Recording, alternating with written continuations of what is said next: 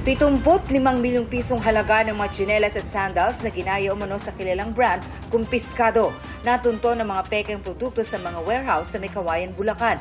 Bukod sa tatak ay gayang-gaya rin umano ang disenyo pero di hamak na mas mura sa original brand. Isinara na ang mga warehouse na napag-alamang walang business permit.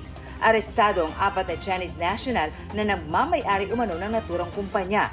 Nahaharap sa reklamong paglabag sa Intellectual Property Code of the Philippines ang mga suspect na wala pang pahayag.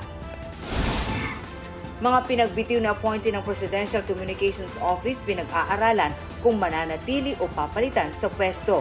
Ayon sa bagong kalihim na si Secretary J. Ruiz, walang personalan sa paghingi ng courtesy resignation. Usually gano'n naman talaga kasi we're all presidential appointees here.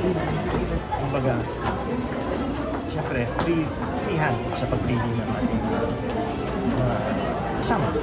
Mahirap din po kasi, siyempre, dapat magkakatiwalaan. Kasi kung hindi mo kasama, hindi mo naman sila pakilala. So of course, as secretary, dapat dalhin mo rin yung sarili mo.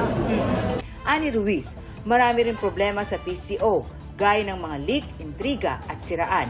I-evaluate lahat ng pinagbitiw ni appointee at saka didesisyonan kung sila ay mananatili o papalitan sa kanilang pwesto.